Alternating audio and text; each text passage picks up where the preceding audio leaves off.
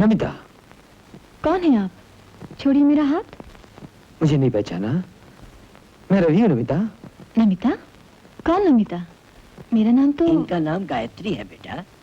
शायद इन्हें पहचानने में तुम भूल कर रहे हो। नहीं, वही चेहरा, वही आवाज, वही आंखें।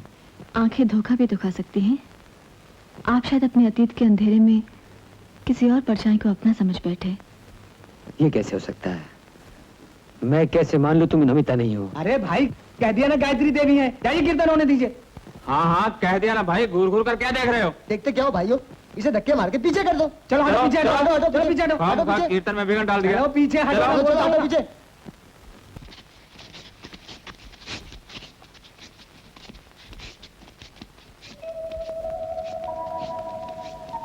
विश्वास नहीं होता। इन आंखों के सामने नमिता की मौत हुई और इन आंखों के सामने नमिता जिंदा है।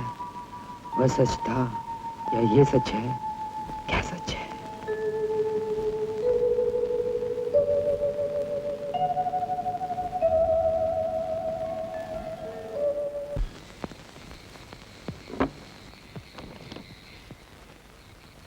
मेरे प्यारे शंकर, तुम्हारा ये दोस्त अपने माँ बाप का दिल तोड़कर, सारे रिश्ते नाते त्याग कर तुम सबसे दूर चला आया। निकला था शांति की तलाश में। शांति तो नहीं मिली, लेकिन जो मिला वो भी किसी चमत्कार से कम नहीं। भटकते भटकते अचानक मेरे सामने एक जोगन के वेश में एक लड़की आई, जिसकी चाल ढाल नैन नक्श सब कुछ नमिता जैसे ही है।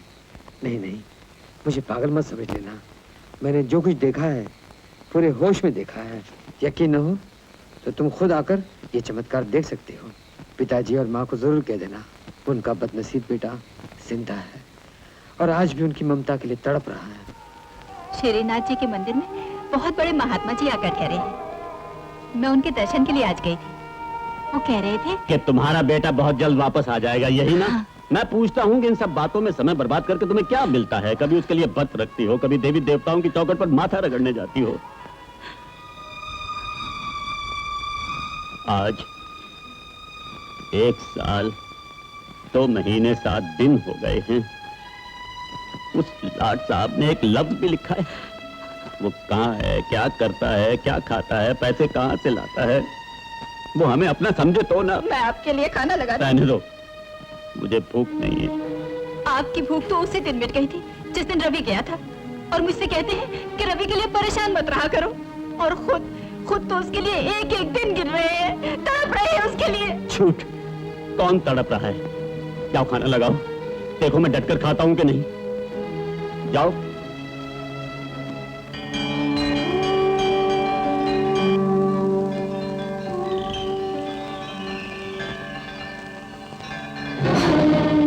आप फिर मेरे सामने आ गए। मेरी उलझन हर बार मुझे तुम्हारे सामने ले आती है। जानता हूँ मुझे देखकर तुम परेशान हो जाती हो, मगर क्या करूं? आप मेरी तपस्या में विघ्न डाल रहे हैं। मैं भी तो एक तपस्या में तप रहा हूँ। क्या तुम चाहते हो नमिता मैं कह चुकी हूँ, मैं आपकी नमिता नहीं हूँ। आपकी नमिता मर चुकी है, और जो मर जाते हैं वो वापस कभी नहीं आते। क्यों आप अभी तक उसकी ममता के बंधन में बंधे हुए हैं? तोड़ क्यों नहीं देते उस बंधन को? जब तक जिंदगी की डोर नहीं टूटती, तुम ही बताओ ये बंधन कैसे टूट सकता है?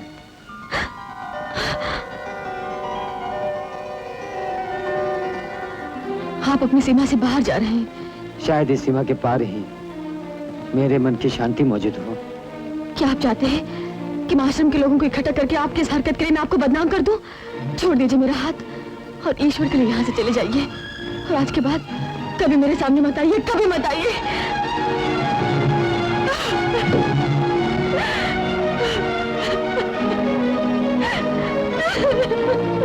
बेटे, आप आइए, बैठिए। मैं तुमसे कुछ कहने आया हूँ बेटे। आप यही कहना चाहते हैं ना कि मैं यहां से चला जाऊं? लेकिन आप मेरे दिल की हालत नहीं जानते हैं। जब से मैं आपकी बेटी गायत्री से... मेरी गायत्री ही तुम्हारी नमिता है बेटे। क्या कहा? गायत्री ही नमिता? लेकिन वो तो कहा करती थी उसके माँ बाप एक एक्सीडेंट में मर चुके हैं। वो एक झूठ था बेटे। नमिता भी उसका असली नाम नहीं है। उसका असली नाम है रेखा, और वो मुझ बदनसीब की बेटी है। ये आप क्या कह रहे हैं? सारे बंधन तोड़कर आज यही दास्तान सुनाने आया हूँ। बेटे, मुझसे अपनी बेटी की तड़प और तुम्हारा दुख अब देखा नहीं जाता। मेरा नाम दीनदयाल है और आज से 1.5 साल पहले तक मैं बंबई में बिजनेस करता था। बिजनेस के सिलसिले में ही एक शाम राजेश ठाकुर ने मुझे और मेरी बेटी रेखा को समुद्र के किनारे एक कॉटेज में डिनर की दावत दी। रेखा तो समुद्र के किनारे घूमने चली गई। मैं और राजेश बियर पीते रहे और बिजनेस की बातें करते रहे। कोई तो रीजनेबल बात हो। देखिए, मैंने सोच विचार करके जितनी कम से कम कोटेशन हो सकती है वो दी। अब आप एग्री करें या ना करें ये आपकी मर्जी। बड़ा ही जिद्दी किस्म के इंसान है दयाल साहब आप। लगता है कि आप अपनी बात मनवा के ही छोड़ेंगे। हाँ? खैर साहब, आपकी मर्जी। Thank you. ये रहा आपका एग्रीमेंट। आपके पास रिवॉल्वर? देखें तो। वाह, बड़ा खूबसूरत वेपन है। वेबले? देख रहा हूँ। देखिए जरा संभालिएगा, भरा हुआ है। भरा हुआ रिवॉल्वर आप इस तरह अपने साथ लिए घूम रहे हैं? दरअसल खाली खाली कोई भी चीज मुझे पसंद नहीं, चाहे वो जिंदगी हो या फिर जिंदगी को खत्म करने का साधन। और फिर ऐसी सुनसान जगह पे इसका साथ होना निहायत जरूरी है। न जाने कब इसकी जरूरत पड़ जाए। लेकिन इस वक्त तो जरूरत एग्रीमेंट पे आपके दस्तखत करने की है। दस्तखत तो हो ही जाएंगे दयाल साहब। मैं जरा इस पर्टिकुलर पॉइंट पे अपने वकील से फोन पे मशवरा करके आता हूँ। हाँ, शौक से। तब तक आप तशरीफ रखिए। अच्छा, प्लीज।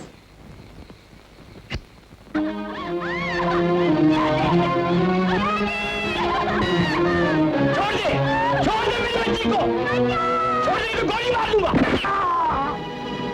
क्या हुआ दयाल साहब? ये गोली कैसे चली? ये बदमाश मेरी बेटी की इज्जत लूट रहा है। बस बेटे, बस। ये क्या किया आपने दयाल साहब? आपने इसका खून कर दिया, वो भी मेरे रिवॉल्वर से। क्या होगा? बेटी मैं देखिए, आप दोनों फौरन यहाँ से कहीं चले जाइए। मैं लाश को ठिकाने लगाने का बंदोबस्त करता हूँ। देखिए, अगर आपकी किस्मत अच्छी हुई तो शायद गोली की आवाज किसी ने न सुनी हो। बेटी आप बातों में वक्त जाया मत कीजिए दयाल साहब। अगर किसी ने देख लिया तो मुसीबत खड़ी हो जाएगी। आप लोग क्या सोच रहे हैं? जाइए आप लोग यहाँ से, जाइए।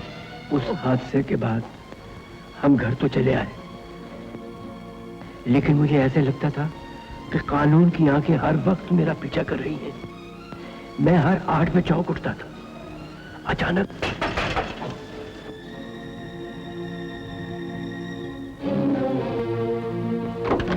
राजेश साहब, क्या बात है? दयाल साहब कहाँ है? डैडी, क्या खबर है बेटे? खबर अच्छी नहीं है दयाल साहब। क्या हुआ? पुलिस ने लाश बरामद कर ली है और वो खूनी को बुरी तरह से तलाश कर रही है। अब क्या होगा? मेरा क्या होगा बेटे? मेरी बच्ची का क्या होगा? मेरे होते हुए आपको परेशान होने की कोई जरूरत नहीं है दयाल साहब। खून आपके हाथों हुआ है, ये राज आप दोनों जानते हैं, सिर्फ मैं जानता हूँ। और यकीन रखिए, ये राज मेरी चिता तक मेरे साथ जाएगा। बेटे, तुम इंसान नहीं, देवता। कानून का खौफ मेरे दिल में इतना समा गया कि दिन ब दिन मेरी सेहत बिगड़ती गई। उन दिनों राजेश ही का सहारा था। वो हमारे यहाँ अक्सर आया करता था। क्या बात है? देख रही हूँ जब से आप आए हैं कुछ परेशान से लग रहे हैं।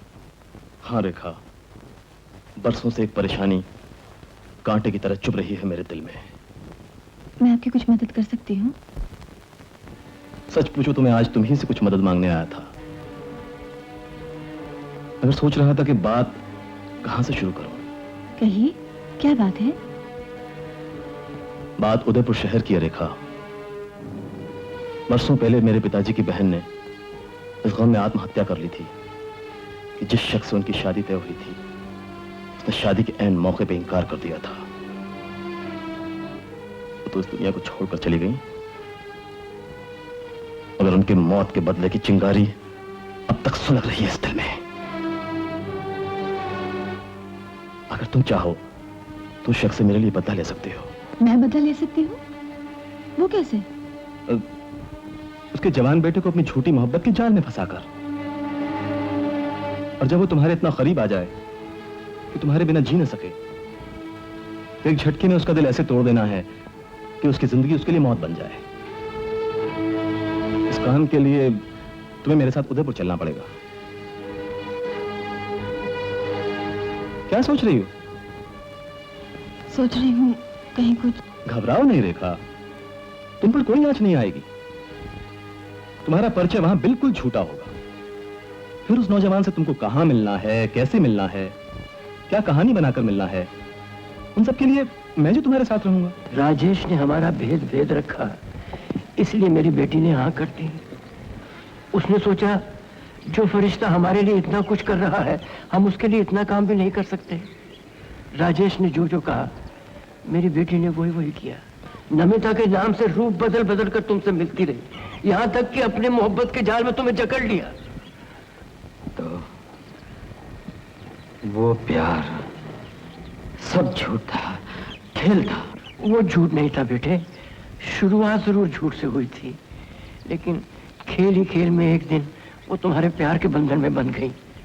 तब उसने अपना कदम पीछे हटाना चाहा और उसने राजेश से कहा, राजेश, अब मैं तुम्हारे कहने पर और नहीं चल सकती।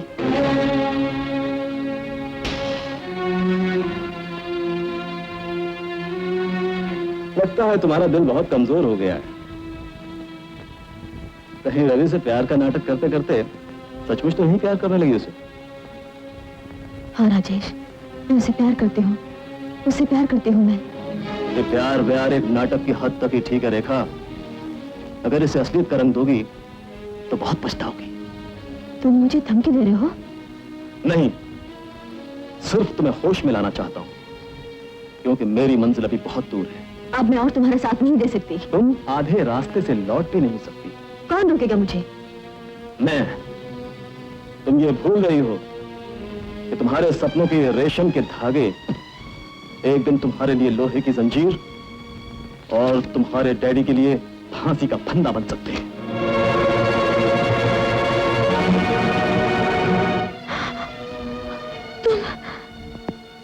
तुम मुझे ब्लैकमेल कर रहे हो? राजेश कोई कच्ची गोलियों का खिलाड़ी नहीं है बेबी। निशाना कहीं चूक न जाए, इसलिए निशाने को अपनी मुट्ठी में बंद रखता है।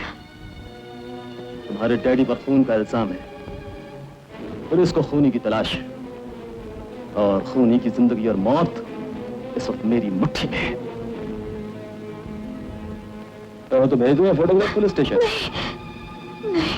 मेरी गर्दन पे लटकता हुआ फांसी का फंदा रेखा के रास्ते में दीवार बन गया। अपने दिल पे पत्थर रखकर वो पार्टी में राजेश की पत्नी बनी, तुम्हारा और राव साहब का दिल तोड़ा। उसके बाद उसी मक्कार राजेश की धमकी की वजह से उसने फिर से तुम्हारे साथ समझौता किया।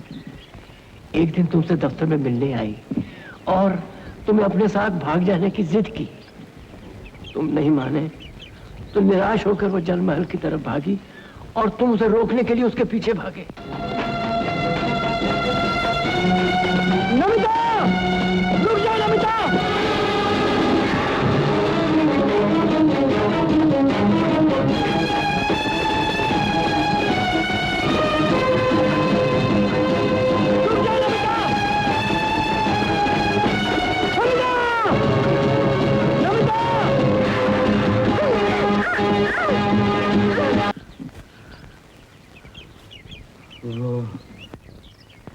वो लड़की कौन थी दयाल साहब, जिसे राजेश ने धक्का देके मार डाला?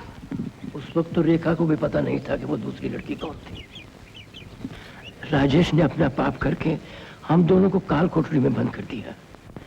हम दोनों अटकलें लगा ही रहे थे कि वो लड़की कौन थी कि राजेश ने खुद आके हमें बताया।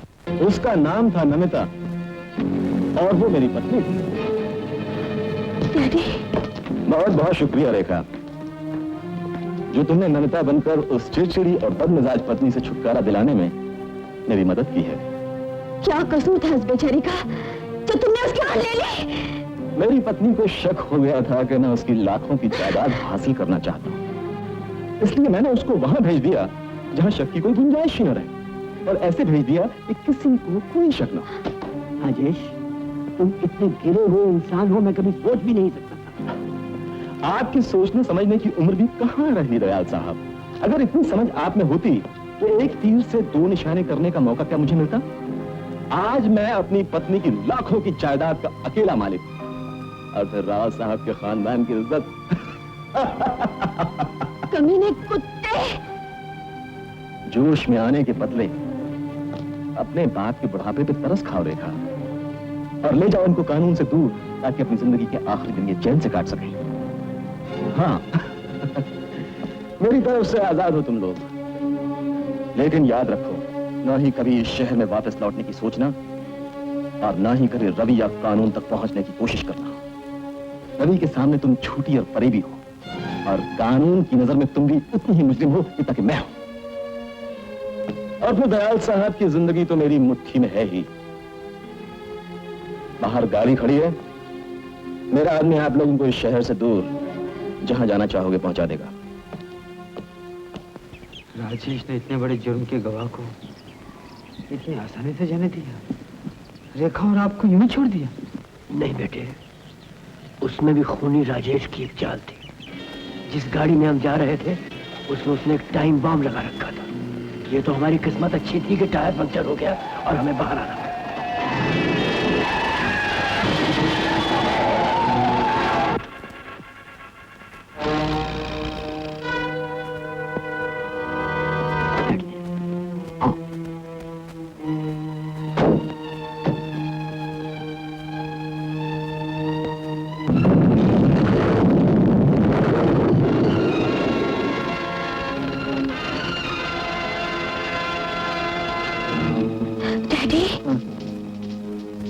राजेश हमें मारना चाहता था।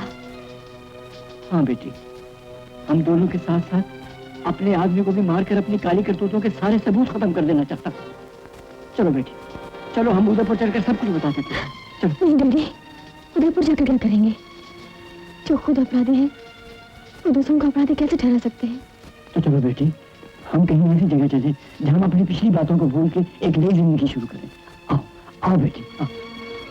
भटकते भटकते हम यहाँ आ पहुंचे और एक आश्रम में सर छुपाकर रहने लगे।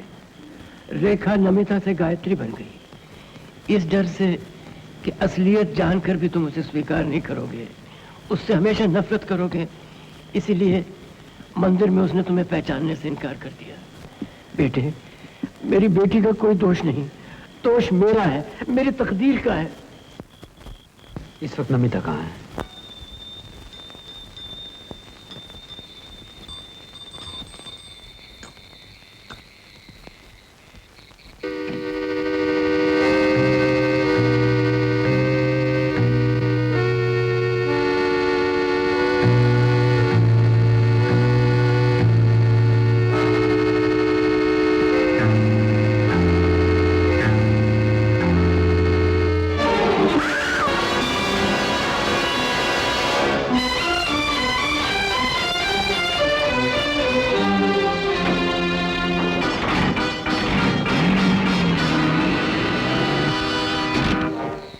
नमिता,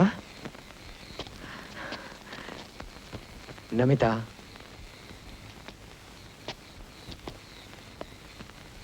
नमिता, हैं?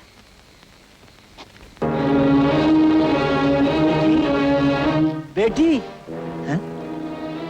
ये सब क्या है? मेरी बेटी कहाँ है? लगता है कोई नमिता को जबरदस्ती उठाकर ले गया है। ये जरूर शैतान राजेश की चाल होगी। तब तो उसकी जिंदगी खतरे में है।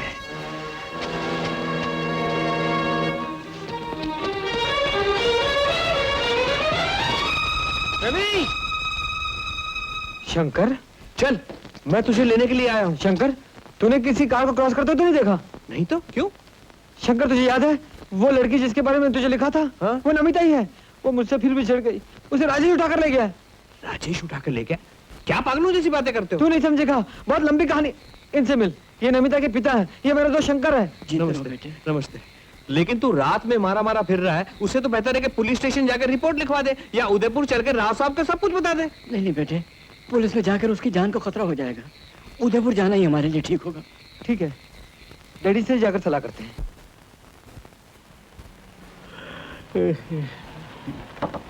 कोई आया? इतनी रात गए कौन आएगा? शायद रवि हो। तुम्हें तो हर आर्ट पर अपने बेटे का ही धोखा होता है। मैं तो कहता हूँ कि तुम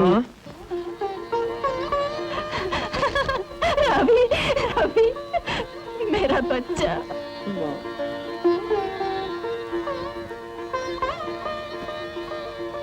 डैडी, रवि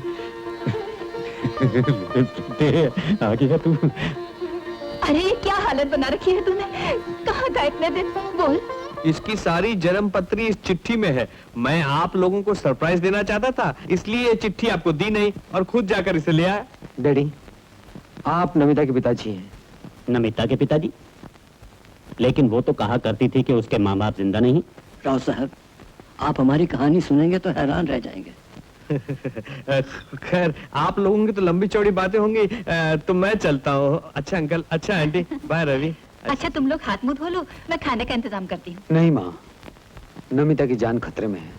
जब तक डैडी को असलियत बताकर नमिता को बचाने का कोई प्लान नहीं बना लेता, मुझसे खाना नहीं खाया जाएगा। साफ साफ बताओ मुझे क्या बात है। आओ बैठो।